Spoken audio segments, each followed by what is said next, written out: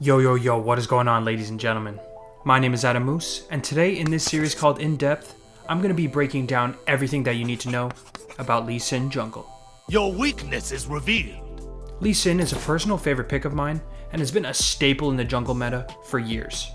His super fun kit aside, Lee is a great champion to add to your pool, as he's been consistently a top tier pick for such a long time in League's history. If you enjoy the content, it really helps me out if you could leave a like and comment on the video to help your boy out with the YouTube algorithm.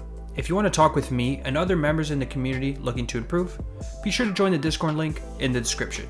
I hope you guys can learn something. Enjoy the video.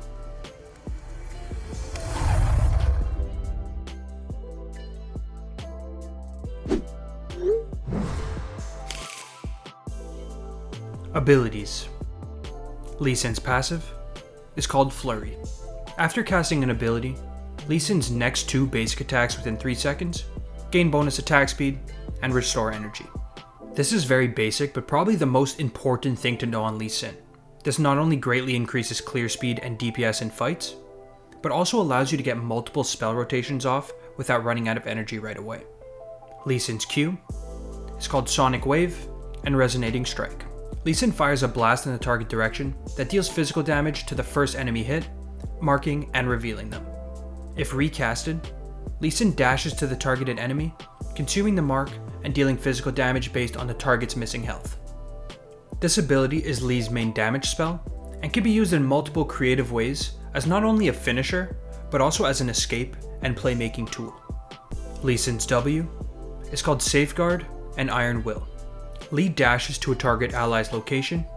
If the ally is a champion, Lee and your teammate are granted a shield, and the cooldown of this spell is halved. You can also self-cast Safeguard to shield yourself if no allies are nearby. If cast on a minion, no shield will be granted. If you cast W twice, Iron Will grants Lee Sin Lifesteal and Spell Vamp for 4 seconds. Both of these abilities are generally defensive, allowing Lee to protect himself, teammates, and grant himself some very solid sustain. You can also dash to minions and wards, which are staples in Lee's kit. Keep in mind that Safeguard is probably Lee's most versatile ability, as the dash it provides can be used in so many different ways, which we'll discuss later in the tips and tricks section. Lee Sin's E is called Tempest and Cripple. Lee smashes the ground, dealing magic damage to enemies near him, marking and revealing them for 4 seconds. If Tempest hits an enemy, Lee can then cast Cripple within the next 3 seconds to slow all enemies affected. This AoE spell is mostly used for extra DPS or some chase down potential with the slow.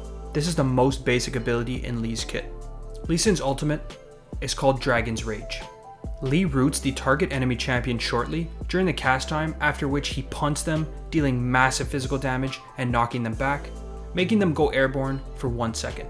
All enemies that collide with the kick target are also knocked up for 1 second and take a ton of damage as well.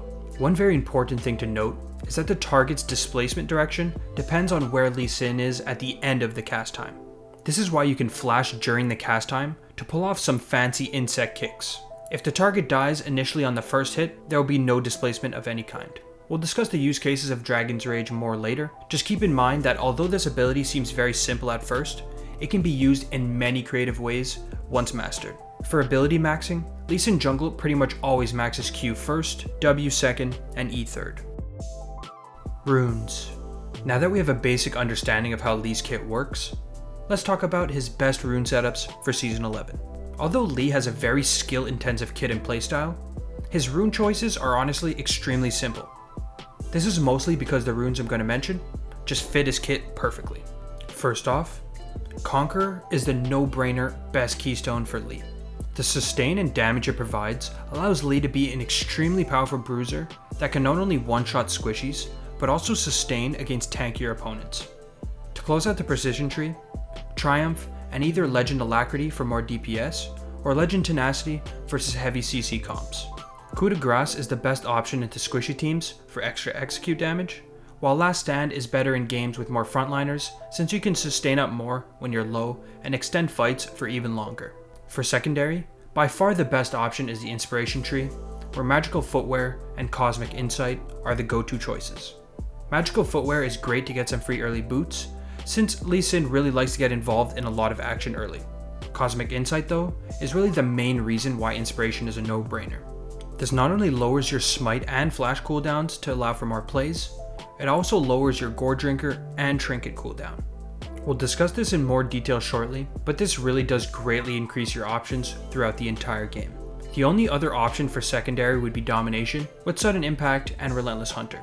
Although I don't recommend this over Inspiration, it can still work and can snowball pretty hard if you get some early stacks. If you're looking for off-meta builds, the two main options I recommend trying would be either Electrocute or Dark Harvest with a full lethality build. Although the other setup is much more consistent, these can be fun, especially if you pick up some early kills and start snowballing. For Rune Shards, Attack Speed, Adaptive Force, and either Armor or Magic Resist, depending on your jungle matchup, are the standard choices. Items. Now that you got your runes locked down, let's discuss some item builds. To start off, Red Smite is in most cases going to be your best option. This just allows you to be extremely difficult to 1v1 for almost any champion. Blue Smite can still be viable if the enemy team is very squishy, and you're only going to win fights by one-shotting key targets, but this is pretty rare. On Lee Sin, you pretty much never ever want to go Oracle Lens. Having the Trinket Ward available for ward jumps is extremely valuable and is not worth trading away at any point. For boots, Ionian Boots of Lucidity are overall the best option since ability haste is way too good on Lee Sin to allow for maximum playmaking. If you're in need of a defensive option, Merc Treads are great for tenacity, and Plated Steel Caps are great versus auto attack based teams. Now for Mythics, Gore Drinker is the best choice by far. It gives you great dueling stats, faster clear speed, sustain with the active, and passive ability haste for every other item built. There's literally nothing more that you can ask for from an item. Although this is the best choice, Eclipse can be a fun option for lethality builds mentioned earlier. Just keep in mind that if you're really trying hard to gain LP, sticking with Gore Drinker is definitely the move. For core items, the main go-to options would be Sterak's Gauge and Black Cleaver. Sterak's is all around amazing for Lee, giving him great dueling stats and a shield to prevent getting bursted when you're going in. If the defensive stats are not what you need, Black Cleaver is an option that gives you a ton of ability haste, stacking armor shred on hit, and bonus movement speed, which really makes you a pain to deal with. From this point, the choices are very wide open depending on what you need in the current game. Since the list of items is so long, let me just leave them here and you can choose depending on the situation. I know I listed almost every item in the game, and that's why it's extremely important for you to think about your final build in each individual match. Understanding what to build in each scenario is an important thing to do if you want to master Lee Sin. Tips and tricks. Now that we have the basics down for Lee, let's talk about some tips and tricks to take your game to the next level. The first thing to always remember is to use your Flurry passive attack speed every 2 autos to increase your clear speed. This is very self-explanatory, but is a massive difference maker when clearing, especially in the early game. On the topic of efficiency in the jungle, always remember to spread out your damage when clearing AoE camps such as Raptors. Using your E and item actives to finish off the low HP targets is a great way to speed up your clears so you're not wasting auto attacks when they would die anyways. On top of that, always remember that your Q deals more damage based on how low the enemy HP is. Try to use this to your advantage as much as possible. When ganking, leading with a W gap closer to get off an E slow or red buff auto is a great way to give you a much higher chance to land your Q. I see too many new Lee Sin players just throw out some extremely difficult to land Qs instead of trying to be faker with your skill shots, W in, slow them, wait for any dashes or flash, and then throw out your Q. Now let's discuss some mechanical tips that you can start using right away on Lee. Keep in mind that he really does have an insane amount of mechanics to learn, so I'll list some beginner, intermediate, and expert combos that you can work on at your own pace. To start off, R auto, E flash, and Q smite. These are all simple combos that you want to get the hang of before moving on to anything else more complicated. R auto is simply an execute combo. E flash is a faster version of flash E, and Q smite is a cheeky trick that you can use to snipe enemies through a minion wave. Next up is the classic ward hop and insec. The first thing you want to get extremely comfortable with is the basic ward hop. This can be used as a gap closer, escape, or even playmaking tool. You can also use your ward jump to dodge skill shots while engaging on enemy champions such as Thresh or Syndra, who can cancel your Q animation. Simply land Q, ward hop to change your dash angle, and then Q again. The in-tech is pretty much just a ward jump behind your enemy to get a kick into your own team. This usually is set up with a Q engage, ward behind the enemy, and then kick. If landing Q is not possible and you're not in range, you can also pull off a ward jump, kick flash. Both these combos are crucial to learn for making picks in the mid to late game. Now let's discuss some combos for some serious damage. First off is the maximum DPS combo for close quarter fights. W in, Q auto, E auto, R, and then Q auto. This combo allows you to get in every spell before your second Q goes off, ensuring your XQ damage is through the roof. Next would be the QRQ, RQQ, and Q flash RQ combos. QRQ and RQQ are simply used as executes when you know your sonic wave will not get blocked. These are important to practice since missing your Q will be devastating. Q flash RQ is a really spicy combo that's used to instantly burst a target without giving them a chance to react. As soon as your Q goes out, you want to flash on them to lock them down, guaranteeing that your Q lands and bursting them. You can pull off this combo with a ward instead of flash as well, but it's much easier to react to. Lastly, and my personal favorite, is the in and out combo. To pull it off, simply QWR flash, Q. This advanced insect combo allows you to not only get behind the enemy and kick them to your team, but also escape with them so you're not left stranded. It also just looks pretty sweet for some extra style points. Jungle clears. Now let's hop into Lee's best jungle routes to make sure that you're setting yourself up for success in the early game. Before we even discuss jungle routes, it's important to understand the different skill orders to maximize your clearing efficiency. At level 1, the W start is most standard since the shield and sustain helps you stay extremely healthy. With that being said, Q start is actually the fastest level 1 start if you're purely focused on having a fast clear. Keep in mind that if you're starting red side and need to clear raptors, taking your E second is the most efficient skill order for the AoE camps. This goes for Krugs as well. That's why it's crucial that you don't autopilot your pathing in skill order, as this can cause you to be very inefficient. 5 camp clear. Now let's start off with the safest, most standard path, the 5 camp clear. This is very self-explanatory. You clear 5 camps into either a gank or scuttle crab. This is the go-to game plan when there's no action to be had early, and you want to farm efficiently until scuttle spawns. Although Lee is not the fastest clearing jungler, his early clear is not bad, and sometimes the best move is to just wait until there's a fight over scuttle crab. This can be done on either side of the map, depending on where you want to end up contesting the scuttle, or ganking once you've done 5 camps. Next up is the 3 camp gank or invade path. To be honest, this path can even be done with 4 camp clear. The point is to get out onto the map early, make plays, and punish any overextended laners or weak early game junglers. When clearing your first couple camps, it's always a good idea to keep this game plan in mind in case an opportunity arises. When in champ select, try to decide which side of the map you want to start on to give yourself as many options as possible in your first clear. The most common 3 camp clear is buff, gromp, buff, allowing you to get double buffs and level 3. Keep in mind that this is still very flexible and can be changed up on the fly if needed. Even if there are no ganks open, Lee also thrives at dueling early and punishing scaling jungle picks. If you're planning on invading, it's always important to quickly check for lane prio.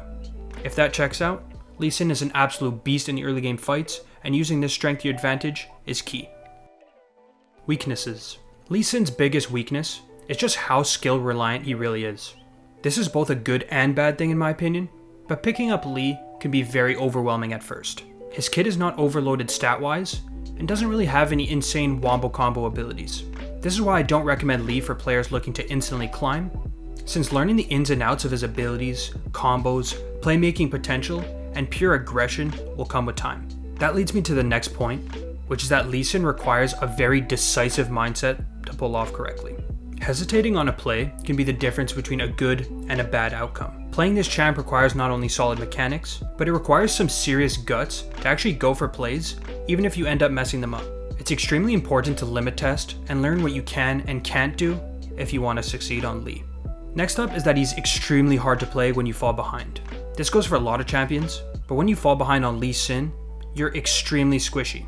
It's very important to play aggressively and push your advantages early and take control of the game, because if not, you can get outscaled by wombo combo teamfighters such as Fiddlesticks or Karthus. Lastly is that Lee can struggle into very mobile, high damage carries. Examples are champions like Ezreal and Camille, who are very hard to lock down and can instantly kill you if you make any mistakes. This also goes for team comps with a ton of point and click CC. Champs like Leona, Twisted Fate, and Pantheon can make your life very difficult, since even though you're very slippery, a point and click stun will definitely ruin your day. Strengths. Last but not least, let's discuss Lee Sin's strengths and what makes him such a great champion. After all, Lee Sin is my all-time favorite jungler for a reason. First off, Lee is just extremely fun to play and pretty much never gets old. There's so many different mechanical tips and tricks to learn, and his aggressive playstyle makes him stand out a lot compared to the other junglers. This makes Lee Sin a great champion if you're looking for a one-trick or to put a ton of games on. Second is that Lee Sin is a pretty old champion and has been relevant in the meta for years. Although he's not always S tier, good Lee Sin players always seem to make him work. This is a huge benefit, since if you put the time in to learn him, you'll pretty much always be able to play Lee in any meta. Another huge strength is the amount of agency you have in the early game. To me, this is an extremely important thing, since you can start influencing the map very fast, putting the game in your hands from the get-go.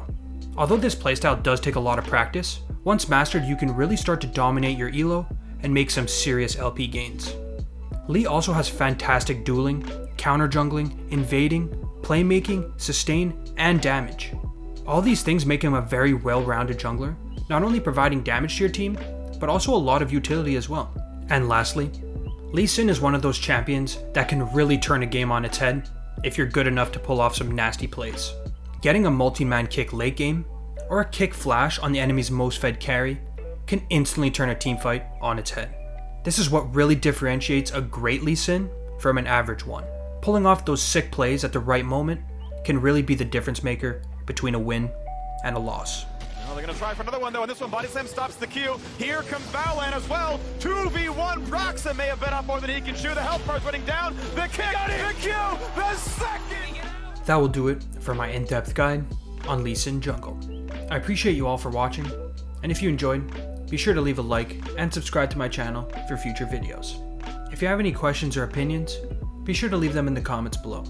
To show my appreciation to all of you who stayed till the end, I'll be giving away free coaching sessions every month to members of the Discord, so be sure to click the link in the description if you're interested. With all that being said, thanks again for watching. Until the next video, peace out.